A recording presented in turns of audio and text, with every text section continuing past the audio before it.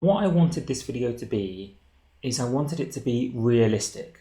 I could say spend 100 hours a week revising nothing but the GRE or GMAT, and then there you go, there's your perfect score. And then also spend thousands of pounds on me as a tutor or on all the resources in the world online.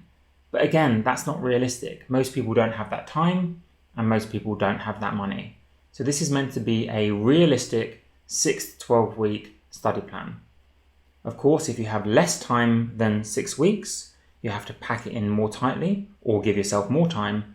And if you have more than 12 weeks, you can still follow the plan. You could just extend it out a little bit. Alternatively, you could do a little bit each week, and then when you get to your final 12 weeks, you could follow this simple study plan. Let's get started with it. First, how many hours a week? Students always ask me this. I've had hundreds of comments on my channel from people asking me how many hours a week, as well as all the other questions you're going to see in this study plan. Well, here's what I would say about that. Many of you are going to commit to saying, don't worry, Philip, sir, I will do 30 hours a week. I will do 50 hours a week. But so few students actually do that, including among my own students. Often when I first meet them, they'll say, don't worry, Philip, I will do 20 hours a week. I will work every day, nothing but GRE or GMAT. But then what ends up happening is that they typically do about 5 hours a week. Some students, of course, do less than that. Others do a bit more, but it ends up being about 5 hours a week. Maybe one practice test, and we'll get to that later. And they'll go through maybe 20, 30 questions, adding up to about 5 hours a week. So they promise the stars and they end up with the moon, or maybe less than the moon, maybe an asteroid. Either way, it's about 5 hours a week is what most people do. So what do I want you to do? I want you to commit to 15 hours a week and keep to it. Of course, if you are studying full-time and don't have a job, then you can maybe manage more than this. And of course, if you're extremely diligent, of course, you can manage more than this even with a job. But either way, you can commit to 15 hours and I want you to keep to it. That's probably a lot less than what you were expecting me to say. I bet you were expecting me to say 4 hours a day, that's 28 hours a week. No, I think what's realistic is about 15 hours a week. That's how much I did. Of course, you might say I had an advantage by already knowing some of the material, but nevertheless, my scores massively improved over the final 6 weeks before the test. In the case of the GMAT, they went from 680 to 780, and for the GRE, 330 to 340 in the real test. And I did 15 hours a week while working a roughly 50-hour job as a teacher in London. And don't worry, I'm going to get to later on how we're going to spend those 15 hours. But for now, I just want you to commit to 15 hours and keep to it. That's the crucial thing. Don't watch the video and be like, oh, that's nothing. If everyone's doing 15 hours, I'm going to do way better than that. But are you actually? If you record how many hours you're doing a week, are you actually doing 15 hours or more? Most students aren't. Most students are doing about 5 hours. So if you can commit to 15 hours, you're way ahead of the competition. And also importantly, I think, have days off and have most evenings off. We're being realistic here. I'm not preaching from on high about a perfect schedule. This is a realistic schedule. Some days at work or at university are not going to be good days. You're going to be tired. You don't want to study the GRE or GMAT that evening. It's not realistic. So have that day off. Maybe you have every Friday off, every Wednesday off, every Monday off, something like that. Also, evenings aren't always the best time, at least for me. I'm more of a morning person. Maybe they're okay for you. So for most people, you could have most weekday evenings off, say Mondays, Wednesdays, Thursdays, Fridays, for example, or just 3 days a week, the evenings off, and do an hour and a half on the evenings you are working. We'll get to the hour allocation in a minute, but I just think it's realistic and advisable even to have days off. Remember, you don't want to get sick of the exam. You want to enjoy the learning experience. So every single day is not realistic. Have 2 to 3 days off a week. Now let's get to the next most important question that students ask me. What are the best resources to use when we're doing these hours? Well, of course, all of this advice applies to the year 2020. Who knows, in the future, after this video is made, even better resources might become available. But for now, this is my advice, having worked with over 1,000 students. on the best resources. And just quickly, no, I'm not sponsored to say any of this. This is just my honest advice, having used almost every resource out there. First things first, I would say that if we're being realistic, most people don't have that much money or time to spend. So you might have found the most amazing online resource, but if it costs $200 a month or $500 to sign up to the course, like some of them do, I'm not going to name names, but that's not realistic for most students to spend that money. Okay, if you do have the time and money to spend, of course you might choose to use these resources, but my tips are going to apply to those people who are on a more restrained budget, time-wise and money-wise. So what would I say to those majority of people? Use official materials for the most part and free videos. So the official materials for the GRE are from ETS, and they have this bundle called the Super Power Pack. That's what it's currently called on Amazon. You can buy it. It's about £40 or $50 American, and it contains the 3 official guides: the main thick guide and a smaller quantitative and verbal guide. This is a realistic amount of money to spend, $50, and you know you're getting the most reliable questions because these are often retired from the real test. And also this is realistic for 6 to 12 weeks, right? In that time, you're not going to have time to do a colossal amount. You're not going to be able to devour 4 books.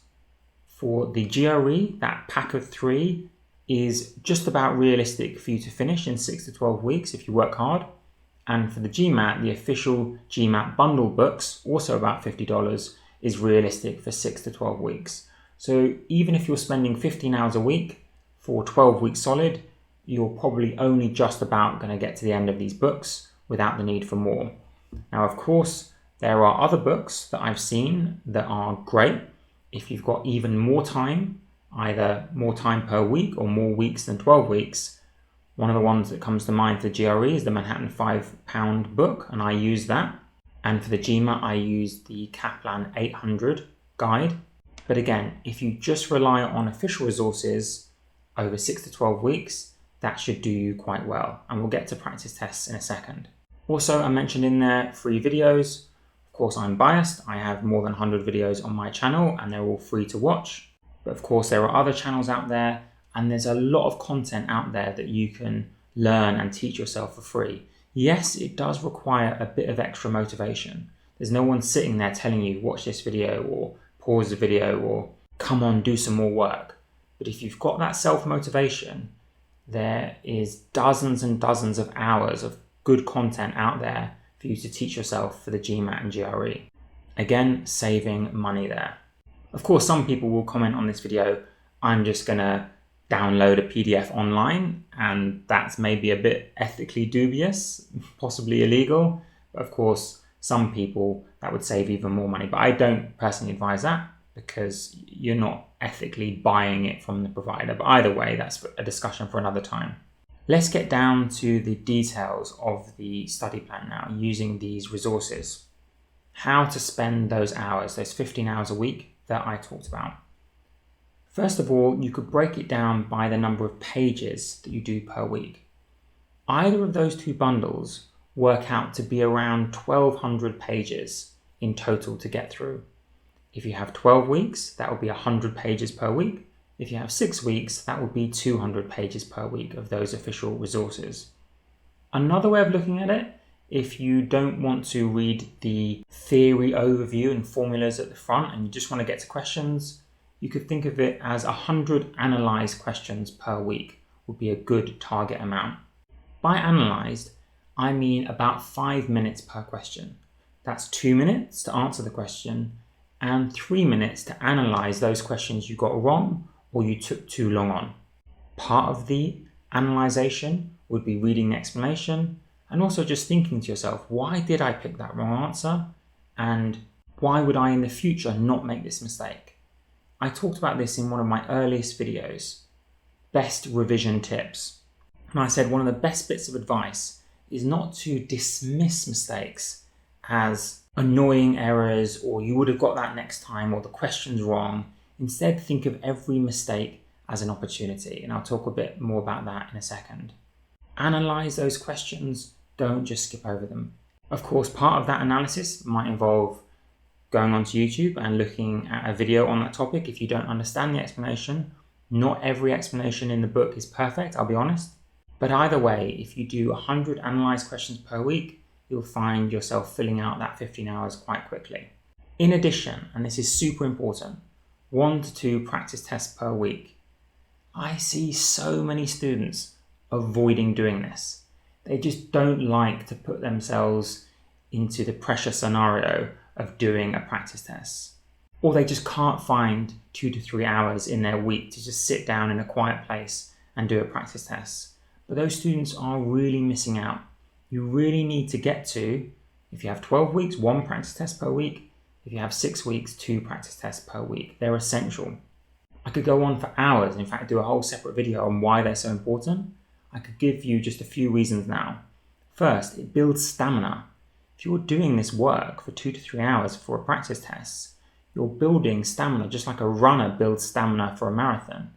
If you've never done a practice test or just done one before the real thing, you're going to be fatigued a lot more easily for that 4-hour endurance marathon on test day.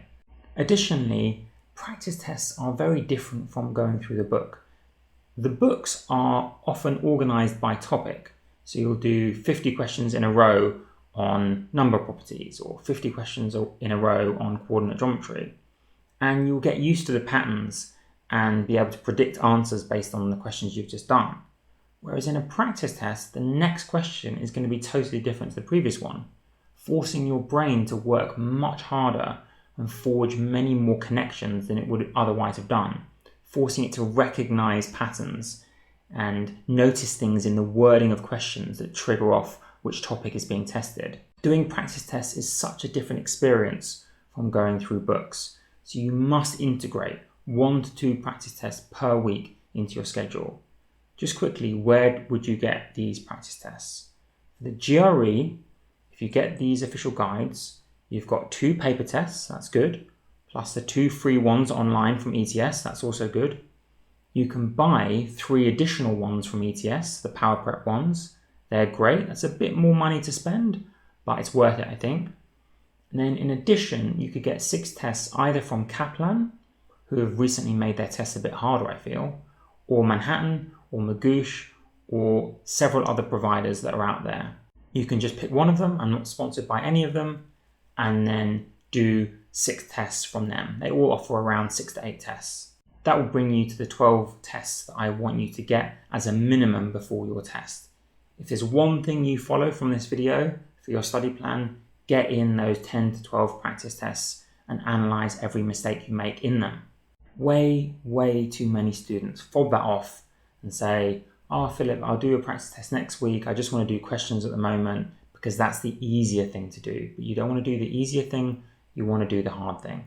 Of course, if you have way more than 12 weeks, you don't have to start off initially with practice tests. You can just learn for fun for a bit, but also practice tests can be fun too, especially when you see your score improving 1 point, 2 points per week. Or in the case of the GMAT, 10 points, 20 points per week. Also, I should say just quickly here, your score won't always increase linearly. Maybe 1 week, say for the GRE, your score goes up 3 points, and then the next week it goes down 1 point. And the week after that, it goes up 2 points on average.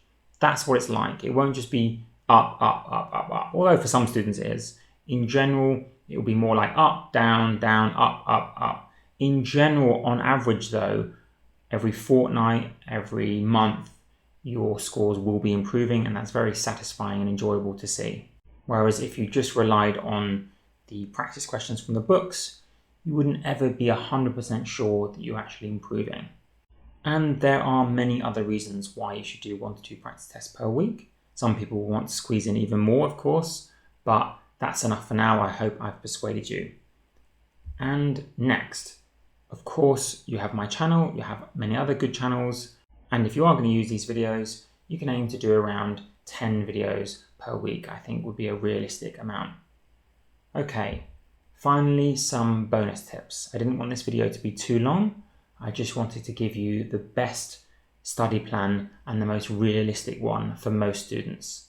First bonus tip would be what I said earlier about seeing every mistake as an opportunity to learn. Most students, if they make a mistake, feel bad. I want you to feel excited. Oh my goodness, this is one area that I can now improve on. This is what I was like before the test. Every mistake, I was like, not, I'm stupid. Wow, this is something I can actually learn. I didn't realize I had this missing. Thank goodness I made this mistake. Now, rather than in the real test, for example.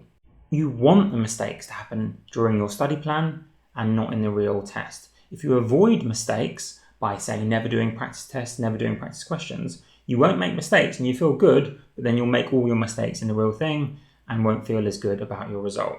So see every mistake as an opportunity to learn. Don't just blame the book or blame the question.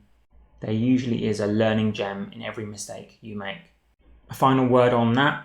Try to think after making every mistake about what you're going to do to ensure you never make that mistake again. Of course, you'll make other mistakes in the future, but just try to ensure you don't make that specific mistake again. And then your score will inevitably, inexorably improve. Okay, next bonus tip. Don't be embarrassed to retake or reschedule the test if you need more time. This is a very aggressive study plan, 6 to 12 weeks. Of course, ideally, you'd have more like 20, 30, 40 weeks to build up to a test like the GRE or GMAT. So if you find that 6 to 12 weeks is not enough, even if you follow this study plan, don't be embarrassed to pay the small fee to reschedule the test, give yourself a bit more time, or if it doesn't go as well as hoped, retake. So many students retake the test, nothing to be embarrassed about. Think of doing it 3 or 4 times and getting your best score, because that's the one that will count towards your application.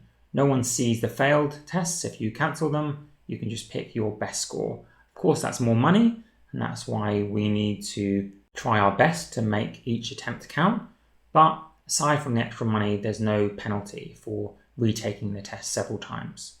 And finally, enjoy the experience.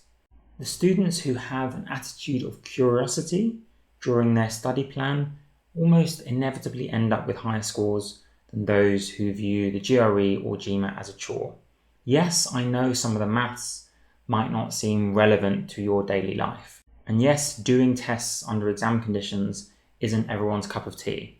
But even if you have no interest in maths at all, and I really hope through my videos to persuade you that maths can be enjoyable, the maths you do learn, you could one day maybe teach to others, maybe teach to children, for example. So there's always value in learning more things.